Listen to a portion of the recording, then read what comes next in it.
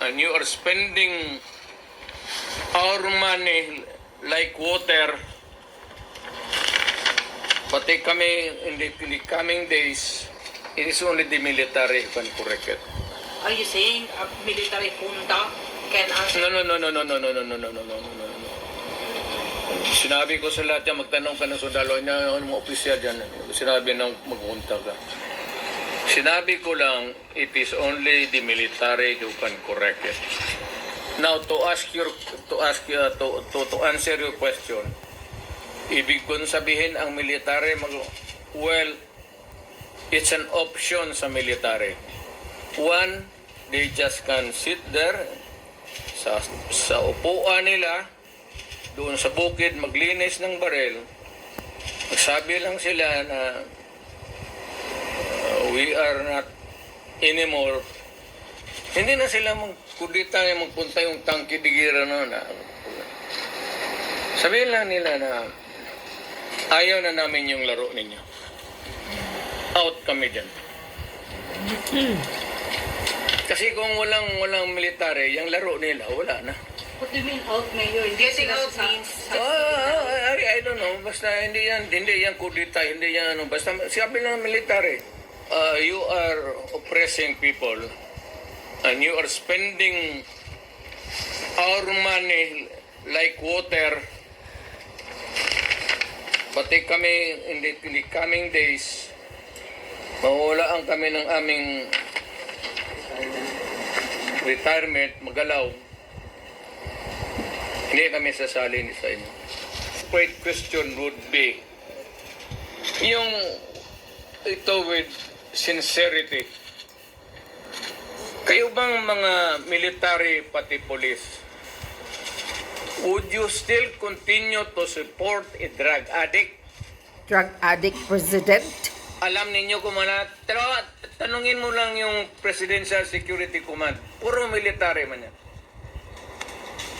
You did not go far. Yung mga tao ninyo sa military. Correct.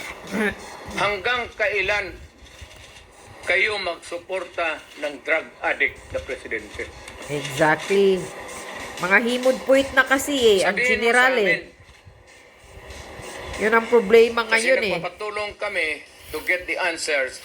Sana we cannot get a correct and accurate or true answer from kami ang magtanong.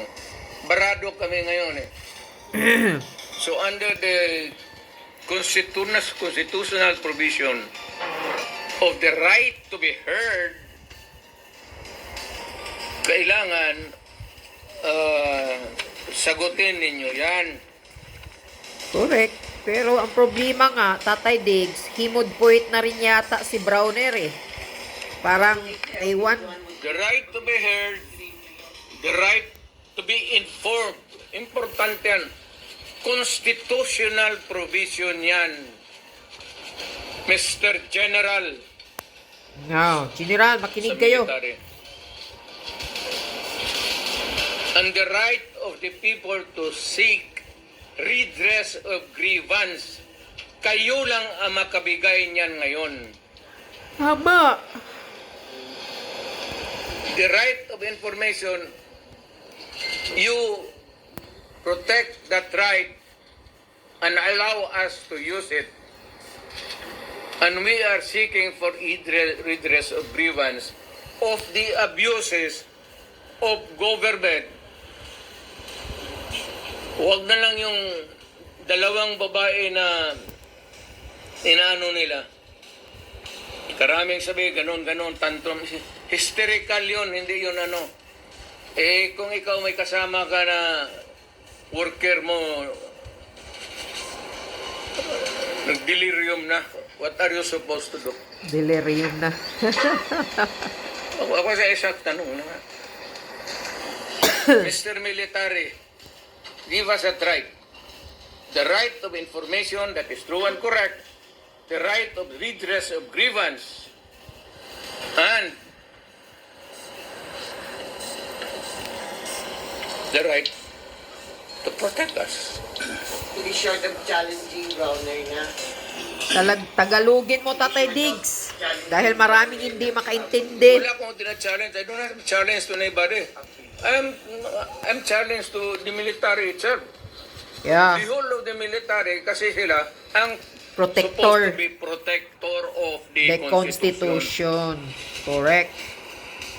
Now tell me, kung protector sila ng Constitution, are they willing to still protect the president who is a drug addict for another 4 years? Ano mo, 4 years, Tatay Dig, At 3 kung years na sabihin lang mo, yata. hindi nila alam, address sabihin ko, wag tayo magbulahan. Exactly. Alam ninyo yan noon, alam ninyo ngayon yan. Yes. Sabihin lang ninyo, kaya kung ganun na lang, sabihin ko sa lahat ng mga bata dito sa Pilipinas, Na mag- guys, Magsuyop na talang tayong lahat. follow the president. Start smoking marijuana and graduate sa Cebu. And start singhuting shabu. Yung presidente, ganun. Follow the leader. The best example is ganun. Correct. Presidente drug addict. Di Civilian ako. magsinghot I lahat. have no authority to order No, not them to order, follow. but just enjoin them or And I am not enjoining them. I am not telling them anything. Ito lang ang tanong ko sa military. Hanggang kailan Hanggang kailan kayo magsuporta ng drug addict? na presidente? Yes, about 4 years. Kayong magsabi, yes sir, O di, clap your we hands. are a loyalist bunch of... Himod poet. So, palakpakan. Sabihin ko sa Pilipino, taga Davao, oo. Sabi nitong mga military natin, okay daw.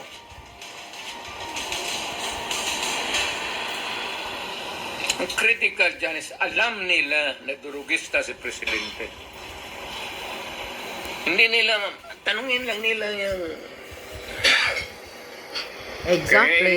Isang, kita mo kung hindi bangag. Bangag yung animal kahit May isang magsalita. gwardiya dyan sa Presidential Guard, nagsuicide, Oh, minumura. minumura ni You Butod. can tap the fingers and saying, huwag ka na masyadong matulog. Kunti na lang panahon. Ano kung ako yun, isin mo, huwag ka matulog. Kape ka lang. Murahin mo, kaya po napahiya. Duwag kasi, kaya Sundalo, pagkamatay.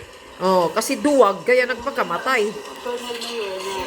Kung ako yun, Baril, sa argument yun. kung ako yun, Ito ang murahin argument mo, about the present situation. I do not know whose patayin side kita agad. was the kernel. There's a fracture now in the governance of Marcos. Kaya nga, talagang wala na talaga itong gobyernong ito. Wala na tayong mga maaasahan. It cannot be remedied. Wala nang There remedyo. is no relief in sight. Correct.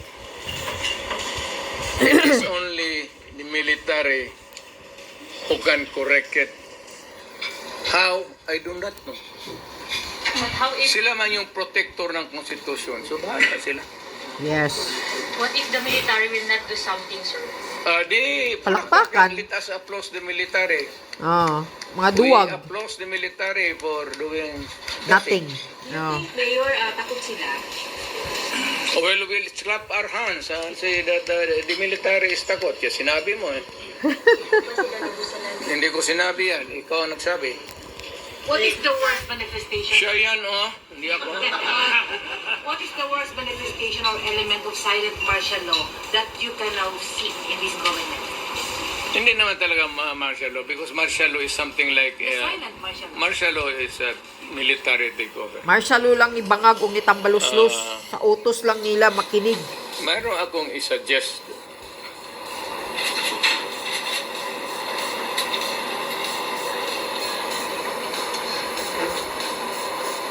Itong fracture na ito, mabigat to.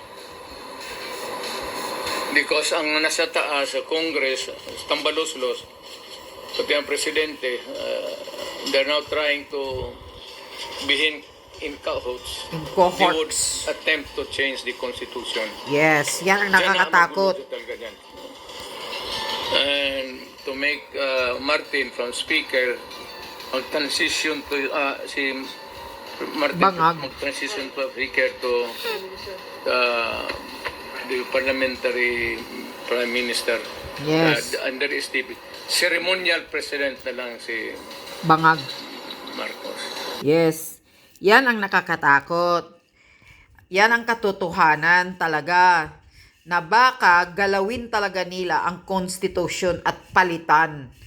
Yang para maging prime minister itong si Kawatan Tambaluslos. Sabi pa ni Sara, Kawatan, magnanakaw ng kaban ng bayan. Yun. Mga military na mga general dyan. At saka yung mga, kung mayroon kayong pagmamahal pa sa bayan natin, mag-isip-isip naman kayo, nananawagan na si PRRD kung ano ang dapat gawin ninyo. Kayo ang protector ng konstitusyon natin ng Pilipinas. Dapat kumilos na kayo. Nananawagan na si President Duterte sa inyo na dapat kayo ang magprotekta. Kailangan na kayong kumilos dahil wala na talagang mapupuntahan itong Pilipinas natin, itong bansa natin, kung pababayaan pa natin ito na hanggang matapos ang termino ni Bangag, drug addict Marcos Jr. Mismo na si Tatay Diggs ang nagsasabi na drug addict, Wag na po kayong matatakot. Ito lang kasi ang masabi ko Kayong mga military, kumilos na po kayo. Sabi ni Tatay Digong, pakinggan nyo ang sinasabi niya. Punta kayo ng Malacanang, kausapin nyo si Bangag na kailangan na siyang bumaba. Withdrawing na kayo, we are withdrawing our support from you. Yan lang ang sasabihin ninyo. Kailangan niya nang bumaba dahil hindi na namin nagustuhan yung pamamalakad mo. Yun lang yun Hindi na kailangan, dapat nga, hindi na talaga kailangan na magkudita pa kung ano-ano. Kayo na mga military, punta na kayo ng pakiusapan niyo na si Marcos Jr. na bababa na siya. Dahil wala na Abuso na ang nangyayari sa Pilipinas. Left and right na ang korupsyon, ang nakawan. Hintayin nyo pa ba na maubos ang huling sentimo ng Pilipinas na pera natin? Tayong mga ordinaryong mga Pilipino, kumakayod, nagbabayad ng tax. Bawat pamamalingki natin, bawat grocery natin, may charges na mga tax. Tapos yung mga politikong mga congressman lang ang lumalamon, ang nagbubulsa ng mga tax natin. Ano to? So pababayaan nyo ba lang na ganyan? Kumilos na po kayo. Kayo lang po ang pag-asa kasi kayo ang protektor ng konstitusyon.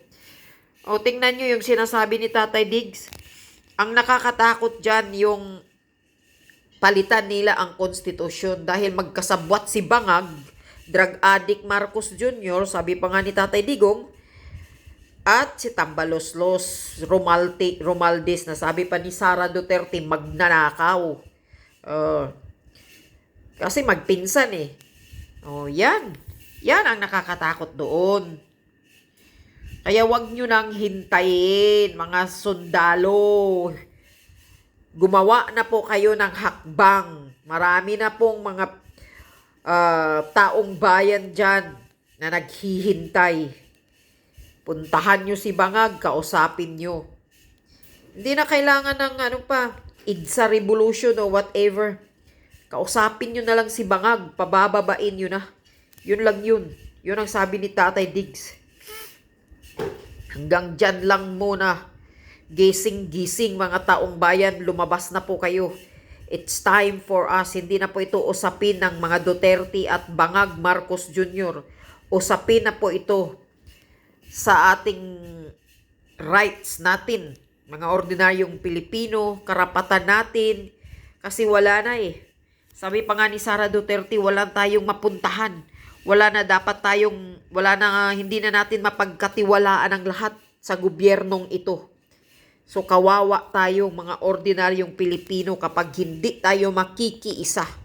Magkaisa na po tayong lahat. Labas na po kayo sa kalsada. Yun lang.